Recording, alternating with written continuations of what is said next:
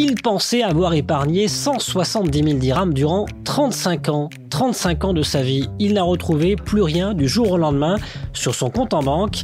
Un maçon analphabète a-t-il été la cible d'une fraude? La justice tranchera, mais cette histoire pose plusieurs questions sur la relation avec nos banques. Les analphabètes, qui représentent près de 30% de la population marocaine, sont-ils bien logés ou exclus du système bancaire? Comment les banques les accompagnent? Sinon, quelle solution? Passage au scan. Je suis Landry Benoît, vous écoutez le Scan, le podcast actu de Tel Quel, et ce lundi 25 avril 2022, je vous propose de parler banque et analphabétisme.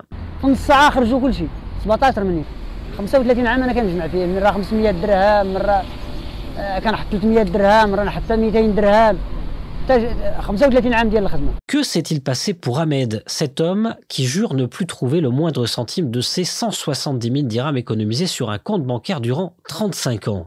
La banque accusée, CIH, dément elle sur Twitter catégoriquement que l'homme en question soit son client. Mais l'affaire a fait parler, beaucoup parler, et pose une question de fond. Les analphabètes sont-ils délaissés par le système bancaire? Et quid du paiement mobile? Pour en parler avec nous, mon confrère Karim Sefani est parti interroger Khalid Ziani, expert télécom, et son constat est sans équivoque. Les applications bancaires ne sont pas adaptées pour les analphabètes. Les applications de mobile banking développées par les banques sur les mobiles ont des interfaces qui ne sont pas forcément adaptées à des analphabètes. La plupart d'entre elles prévoient la partie langue, par exemple.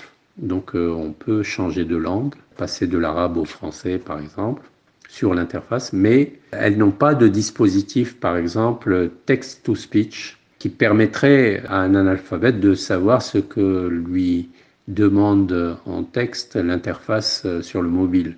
Certaines applications bancaires, par exemple en Europe, permettent à des handicapés ou à des analphabètes d'accéder au même service via le mobile, mais d'une manière vocale. Alors quelle solution? Eh bien, l'adoption de ces technologies simples, notamment des serveurs vocaux. C'est quoi exactement? Ces serveurs vocaux interactifs permettent, par exemple, de consulter son compte, initier des opérations faciles directement par la voix sur son téléphone. Et donc, ce type de solutions sont des solutions digitales, ne sont malheureusement pas utilisées par les banques marocaines. Alors, homme ou machine, assistance humaine au guichet pour les analphabètes ou interface simple et sonore via son téléphone? Pour Khalid Ziani, il faut privilégier les deux. Alors, vaut-il mieux des banques physiques ou des banques digitales? Ma réponse est claire, la banque digitale est la meilleure solution. Mais ça n'enlève pas qu'en l'absence de solution digitale, pour certaines formes de handicap ou pour les analphabètes, il vaut mieux, dans ce cas-là, privilégier la solution d'assistance humaine parce que l'être humain est le plus à même de s'adapter à toute forme de réponse à des handicapés ou à des analphabètes. Ahmed était ce lundi 25 avril au tribunal. Mon confrère Karim Sefani a réussi à l'avoir au téléphone durant quelques secondes. Ce dernier lui a confié qu'il pensait pouvoir récupérer très bientôt son argent perdu, mais n'a pas pu en dire davantage. En tout cas, son histoire ouvre la voie à plusieurs interrogations. Pourquoi les banques excluent de leur application près de 30% de la population marocaine? Et dans le même sens, quid du paiement mobile? Véritable révolution dans plusieurs pays africains où les taux d'analphabétisme sont souvent plus élevés. Pourquoi le Maroc n'arrive pas à opérer la révolution du mobile payment? Pour Khalid Ziani, cela tient en un mot, régulation.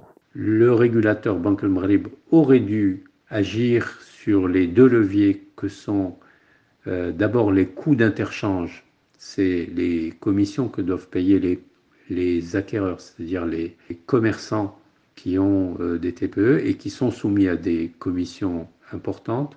Ces commissions doivent absolument baisser et le régulateur n'a pas agi sur ces coûts d'interchange. Il aurait dû le faire. Et du coup, nous n'avons pas eu une forte incitation aux commerçants d'adopter ces moyens de paiement digitaux. La deuxième raison, c'est que le lancement des offres de mobile money s'est fait exactement dans la logique des offres de mobile banking qui existaient déjà et qui étaient diffusées par les banques. Donc les gens n'ont pas compris pourquoi créer un wallet avec une application de mobile money avec des fonctions restreintes, dont par exemple la limitation des plafonds, de plafonner des wallets à 5000 dirhams, 20 000 dirhams. Toutes ces restrictions qui ont été adoptées avec la législation sur les wallets font que les gens n'ont pas vu l'intérêt de créer ou de souscrire à un wallet. La régulation a été trop grande et en même temps, elle en a découragé certains. Le directeur d'un opérateur de mobile payment qui avait implanté cette technologie dans plusieurs pays africains a récemment quitté le Maroc. Pourtant, les opportunités sont nombreuses. Le système bancaire classique est arrivé à ses limites, c'est qu'il n'arrive pas à couvrir l'ensemble de la population. À peine 40% de la population marocaine est bancarisée. Tout le reste de la population n'est pas bancarisée. Et le lancement du mobile money semblait répondre aux besoins de ces 60% autres non bancarisés pour digitaliser les moyens de paiement. Et oui, encore 60% de la population est non bancarisée. Alors comment rattraper le retard en matière de paiement mobile et d'innovation bancaire ? Khalil Ziani. Je préconise que l'État adopte une série de mesures qui favorisent la monnaie digitale au détriment du cash.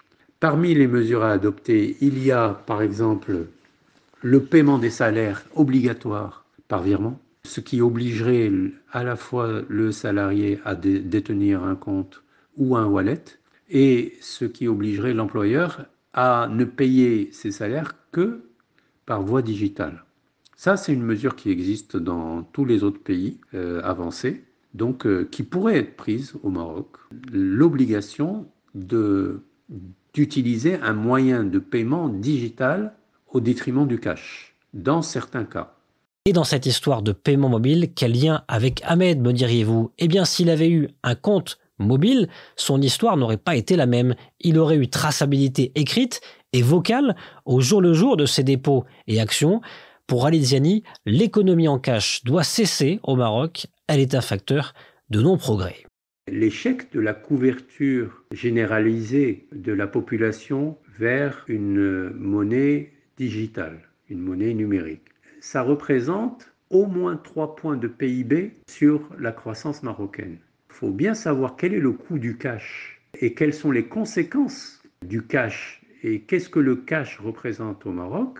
Quasiment tous les défis que doit relever le Maroc sur le plan économique ont un lien avec le cash. Le passage à une monnaie numérique va être un facteur de progrès très très important. Et vous, qu'en pensez-vous ? Faut-il accélérer le pas et passer aux applications vocales pour les analphabètes et mettre un coup d'accélérateur sur le mobile payment ? Faites-le nous savoir en partageant ce podcast sur vos réseaux sociaux. Le scan, le podcast d'actualité, c'est fini pour aujourd'hui. Réalisation Adam Al-Arshawi. N'hésitez pas à vous abonner sur le site telquel.ma et à nous retrouver chaque jour du lundi au vendredi sur toutes les applications de plateformes de podcast et de streaming.